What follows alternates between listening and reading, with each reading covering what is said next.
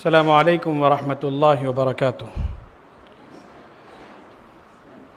الحمد للہ رب العالمین والصلاة والسلام علی اشرف الانبیاء والمرسلین نبینا محمد وعلی آلہ واصحابہ اجمعین، اما بعد فاعوذ باللہ من الشیطان الرجیم، بسم اللہ الرحمن الرحیم۔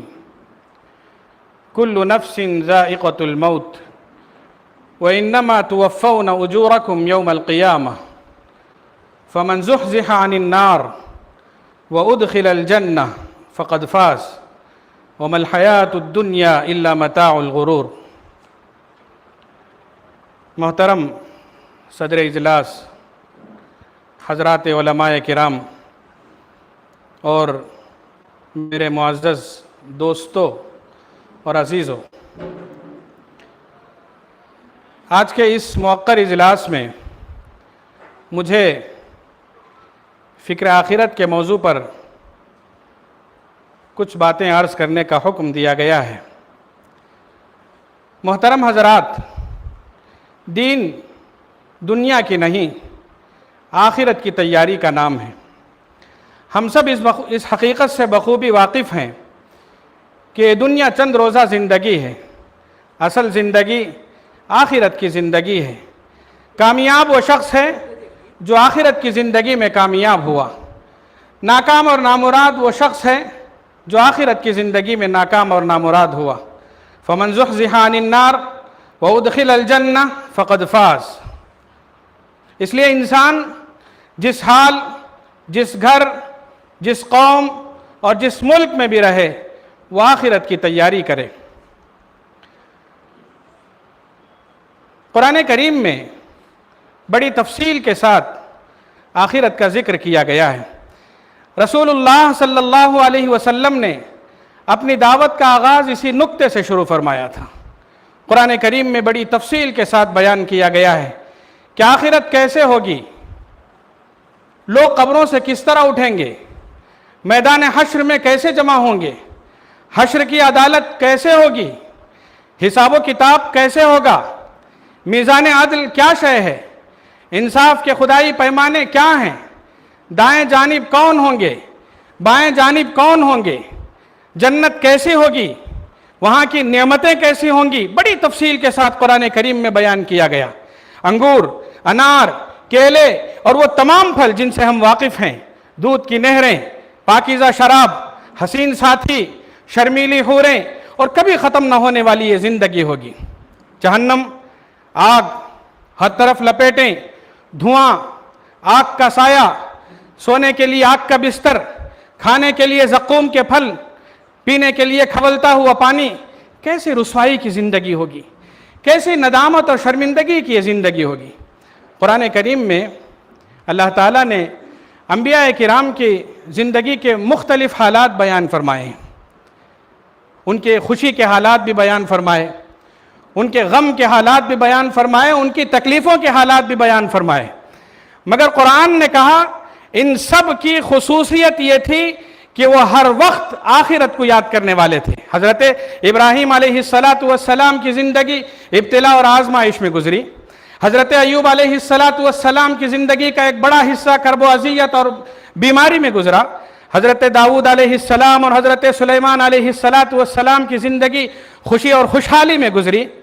مگر سورہ صاد آپ پڑھیے، سورہ صاد میں اللہ تعالیٰ نے ان انبیاء کرام کا ذکر فرمایا اور کہا کہ یہ میرے مخلص بندے ہیں، یہ میرے برگزیدہ بندے ہیں، اور ان کی وجہ فضیلت یہ ہے کہ یہ ہمیشہ ہر حال میں آخرت کو یاد کرنے والے تھے، چاہے خوشی ہو چاہے غم ہو، ہر حال میں یہ لوگ آخرت کو یاد کرنے والے تھے۔ انا اخلصناہم بخالصۃ ذکر الدار وانہم عندنا لمن المصطفین الاخیار۔ حضرت ابراہیم علیہ السلام کی عبادتوں کو کون نہیں جانتا، مگر وہ اپنی تمام تر عبادتوں، تمام تر ریاضتوں اور تمام تر مجاہدوں کے باوجود وہ اپنے رب کے حضور گڑ گڑاتے ہیں، گریہ وزاری کر رہے ہیں۔ وَلَا تُخْزِنِي يَوْمَ يُبْعَثُونَ وَلَا تُخْزِنِي يَوْمَ يُبْعَثُونَ یوم لا ينفع مال ولا بنون۔ اللہ قیامت کے دن رسوا مت کر، جس دن نہ مال کام آئے گا نہ دولت کام آئے گی۔ حضرت سلیمان علیہ السلام अपनी तमाम तर हुकूमत, अपने तमाम तर इक़्तिदार और अपने तमाम तर इज़्ज़त के बावजूद अपने रब के हुजूर मुल्तमिस हैं, अल्लाह दुनिया जहां की सारी दौलतें आपने दी, मैं शुक्रिया अदा करता हूं। अल्लाह मुझे तौफीक अता फरमा कि मैं ऐसे काम मरते दम तक करता रहूं कि जब मैं तुझसे मुलाकात करूं तो मुझसे राजी होकर मुझे नेक लोगों में शुमार फरमा दे। रब्बी औज़िअनी अन अश्कुरा निअमतक अल्लती अनअमत अलैहि व अला वालिदैहि व अन अअमल सालिहन तर्ज़ा व अदखिलनी बिरहमतिका फ़ी इबादिका सालिहीन। हज़रात अंबिया किराम सिर्फ अपनी आखिरत की फ़िक्र नहीं करते थे, वो सिर्फ अपनी आखिरत के फ़िक्र में नहीं लगा रखे थे, बल्कि वो अपने खानवादे, अपनों अहलो अयाल, अपने रिश्तेदार और अपनी कौम के लोगों को बार बार इसी तरफ मुतवज्जह फरमाते थे। हज़रत इब्राहीम अलैहिस्सलातु वस्सलाम अपने वालिद की तुरशरुई, सख्त कलामी, बुरे रवैये, नारवा सलूक के बावजूद बार बार उनको आक़िबत याद दिलाते, कहते मुझे डर है, मुझे डर इस बात का है कि कहीं आपको आखिरत में अल्लाह पकड़ न ले। मेरी बात सुनिए, या अबती इन्नी अखाफ़ु अन यमस्सका अज़ाबुम मिनर रहमान फ़तकून लिश्शैतानि वलिय्या। कौम आद, कौम समूद को अल्लाह ताला ने मुख्तलिफ़ सलाहियतों से नवाजा था, ताकत दी थी, क़ुव्वत दी थी, और उनको अपनी इस ताकत और गुरूर पर, ताकत पर बड़ा फ़ख्र और नाज़ था। उनको अल्लाह ताला ने फ़न तामीरात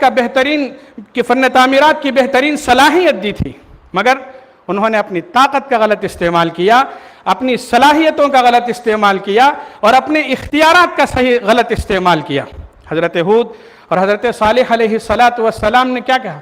उनको उनकी आखिरत याद दिलाई, कहा कि तुम्हारी जो ताकत है उस ताकत से बड़ी एक और ताकत है, उसके पास जाना है, उसके पास जाकर जवाब देना है। तुमने ये समझ रखा है कि ये दुनिया हमेशा रहेगी, इसीलिए बेपरवाह होकर इमारतों की तरफ अपनी सारी तवज्जुहात मरकूज कर रखे हो, छोड़कर जाना है इसे। अतबनून बिकुल्लि रिइन आयतन ताबसून व तत्तखिज़ून मसानिअ लअल्लकुम तख़लुदून व इज़ा बतश्तुम जब्बारीन।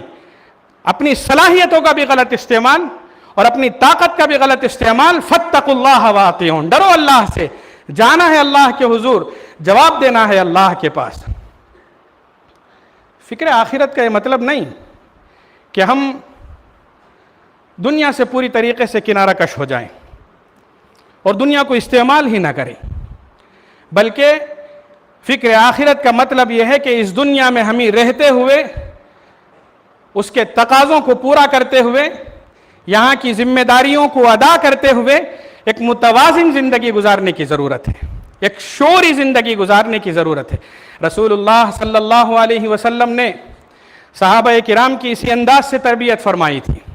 उन्हें दुनिया भी मिली, ओहदे भी मिले, मनासिब भी मिले, इक़्तिदार भी मिला और उन्होंने उसे इस्तेमाल भी किया, मगर कभी उन्होंने आखिरत से गफलत की ज़िंदगी नहीं गुजारे। दौलत के अंबार पर खड़े होकर उन्होंने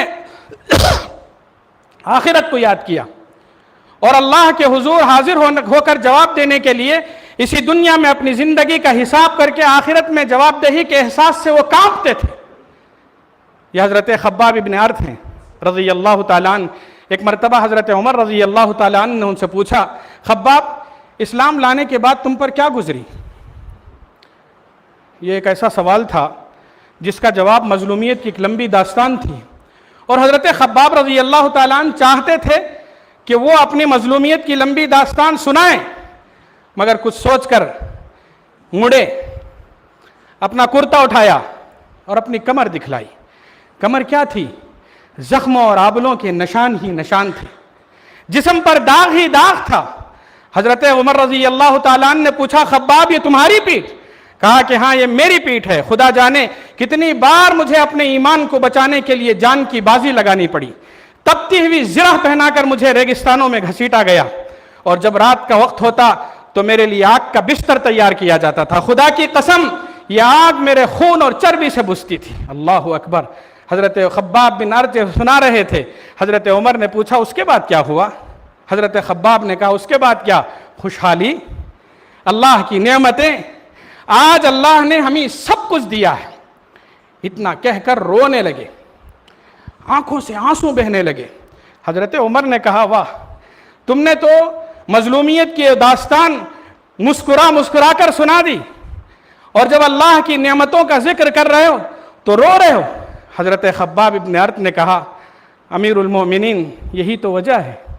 کہا میں یہ سوچ رہا ہوں ہم نے جو قربانیاں دی تھیں، ہم نے جو عبادتیں اور ریاضتیں کی ہیں، کہیں ایسا تو نہیں کہ اللہ نے ہمیں اسی دنیا میں دے دیا اور آخرت کے بھرے بازار میں ہم خالی ہاتھ نہ کھڑے ہو جائیں۔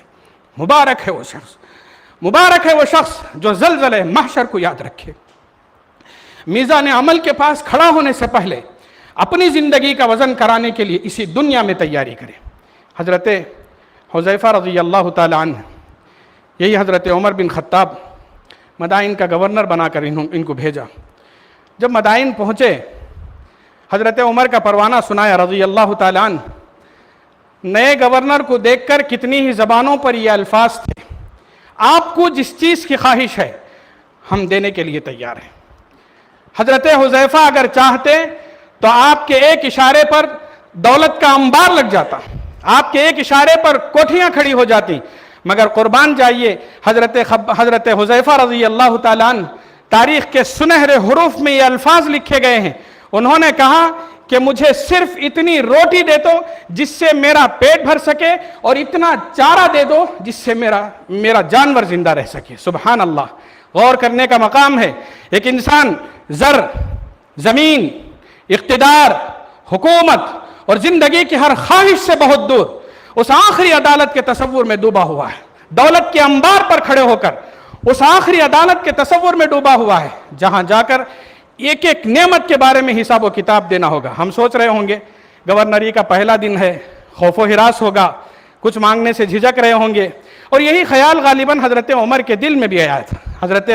حضرت حذیفہ جب اپنے گورنری کا پورا دورہ ختم کرنے کے بعد جب دوبارہ مدینہ واپس جا رہے تھے تو حضرت عمر کے سلسلے میں آتا ہے، مدینہ کے باہر آ کر انہوں نے ایک جگہ چھپ گئے اور چھپ کر بیٹھے، یہ دیکھنے کے لیے کہ میں نے جس شخص کو بھیجا ہے گیا تھا خالی ہاتھ، گورنری کے بڑے عہدے سے ختم کر کے واپس آ رہا ہے، پتہ نہیں کیا جاہو حشم ہوگا اور کتنی طاقت ہوگی، کتنے لوگ ساتھ ہوں گے، کتنا خزانہ ساتھ ہوگا۔ سبحان اللہ، حضرت عمر رضی اللہ تعالیٰ عنہ چھپ کر بیٹھ گئے۔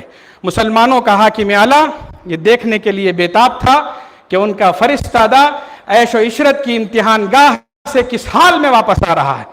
سبحان اللہ، یہ دیکھ کر حیران رہ گئے، بلکہ حیران نہیں، حضرت عمر رضی اللہ تعالیٰ عنہ اپنے حسن انتخاب پر خوش ہو گئے۔ دیکھا تھوڑی دیر میں وہی سادگی، وہی عز و انکسار، وہی اکیلے، جیسے خالی ہاتھ گئے تھے ویسے ہی خالی ہاتھ حضرت حذیفہ پھر مدینہ منورہ تشریف لا رہے۔ حضرت عمر سے رہا نہیں گیا، فوراً باہر نکلے، گلے لگایا حضرت حذیفہ کو اور کہا حذیفہ تم میرے بھائی ہو اور میں تمہارا بھائی ہوں۔ یہ فکر آخرت ہے۔ رسول اللہ صلی اللہ علیہ وسلم نے دنیا میں رہتے ہوئے، دنیا کے تقاضوں کو پورا کرتے ہوئے، یہاں کی ذمہ داریوں کو ادا کرتے ہوئے، دولت کے انبار پر کھڑے ہو کر بھی خوشی اور غم ہر حال میں انسان کو اللہ کی طرف رجوع ہونے کی اسلام تعلیم دیتا ہے۔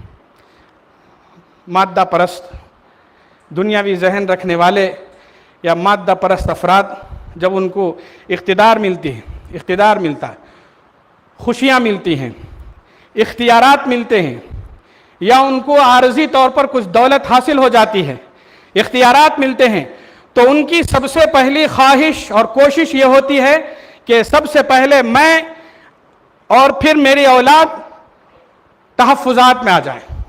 ان کے لیے خوشیاں، آنے والی نسلوں تک کی خوشیاں وہ لوگ تیار کرتے ہیں، مگر اسلام یہ تعلیم دیتا ہے آپ کو اللہ نے جو ذمہ داری ادا کی دی ہے اس ذمہ داری کے سلسلے میں آخرت میں جواب دہی کے احساس سے ہمیشہ مغلوب رہیں۔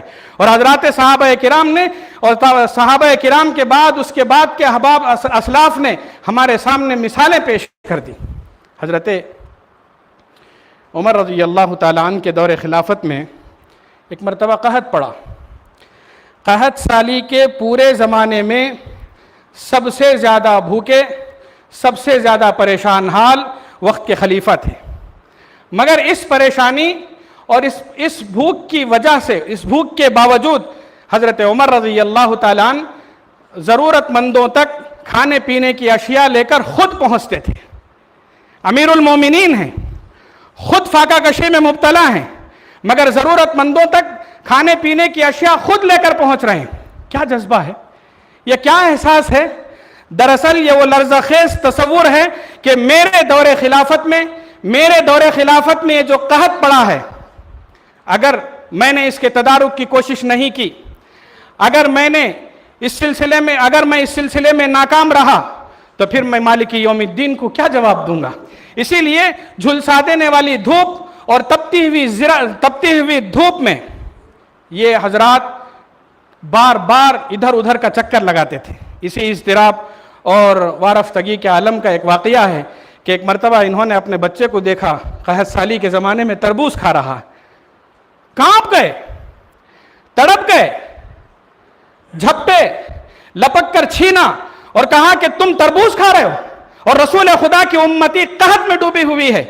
وہ یہ بھول گئے کہ ان اوروں کے ساتھ یہ بچہ بھی قحط سالی کی لپیٹ میں ہے. وہ یہ بھول گئے کہ اوروں کے ساتھ یہ بچہ بھی فقر و فاقہ کی تجربات سے گزر رہا ہے. انہیں صرف یہ یاد تھا کہ رسول خدا کی امت قحط کی آنچ میں تپ رہی ہے اور خلیفہ وقت کے بچے کو یہ حق حاصل نہیں کہ وہ تربوز سے بہرہ اندوز ہو سکے. سبحان اللہ، یہ وہ حضرات ہیں، یہ روشن مثالیں ہیں. حضرت ایک واقعہ کہہ کر میں اپنی بات ختم کروں. اسی خانوادے کے ایک اور چشم و چراغ حضرت عمر بن عبدالعزیز ایک مرتبہ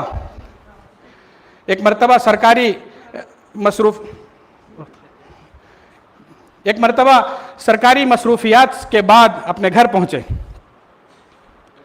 بچیوں نے استقبال کیا. حضرت عمر بن عبدالعزیز رحمۃ اللہ علیہ ایک مرتبہ سرکاری مصروفیات کے بعد اپنے گھر تشریف لائے. بچیوں نے استقبال کیا.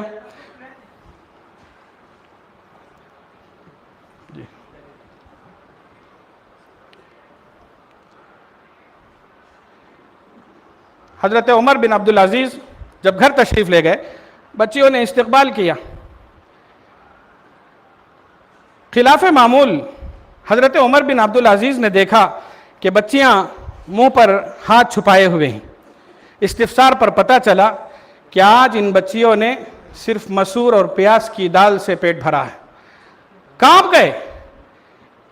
ایثار نفس کی اس مثال کو دیکھ کر حضرت عمر بن عبدالعزیز کانپ کر رہ گئے. کہا بیٹیوں، اگر میں چاہوں تو تمہارے دسترخوان پر انواع و اقسام کے کھانوں سے میں بھر دوں، مگر کیا تم یہ پسند کرو گی کہ اس کے بدلے تمہارا باپ جہنم کی آگ میں ڈالا جائے؟ تڑپ کر رہ گئیں بچیاں. انہوں نے کہا کہ ابا، ہمیں وہ راحتیں منظور نہیں ہیں جن راحتوں کے بدلے ہمارے باپ کو جہنم کی آگ میں ڈالا جائے گا. یہی وہ روحیں تھیں جنہیں دنیا کسی قیمت پر خرید نہ سکی. ان کو دنیا کی بڑی سے بڑی نعمت اور حسین سے حسین آرزو بھی یوم جزا کی یاد سے غافل نہ کر سکی. ہمیں چاہیے کہ ہم آخرت کی فکر کریں، ان روشن مثالوں کو اپنی زندگی میں پھر نافذ کریں اور اپنی آخرت کو بنانے کی مکمل طریقے سے کوشش کریں. میں انہی اپنی چند باتوں پر اپنی بات کو ختم کرتا ہوں. دعا کرتا ہوں کہ اللہ تعالی ہم سب کو آخرت کی فکر کرنے کی توفیق عطا فرمائے. دنیا میں رہتے ہوئے دنیا کے تقاضوں کو پورا کرتے ہوئے ہم سب مل کر آخرت کی اپنی تیاری کریں، تاکہ ہم اللہ کے پاس جب پہنچیں اللہ ہم سے راضی ہو اور اس کے بدلے ہم سب کو اللہ تعالیٰ جنت الفردوس میں اعلیٰ مقام نصیب فرمائے. وآخر دعوانا ان الحمد للہ رب العالمین وصلی اللہ علی نبینا محمد وعلی آلہ واصحابہ اجمعین. سبحان ربک رب العزت عما یصفون وسلام علی المرسلین والحمد للہ رب العالمین.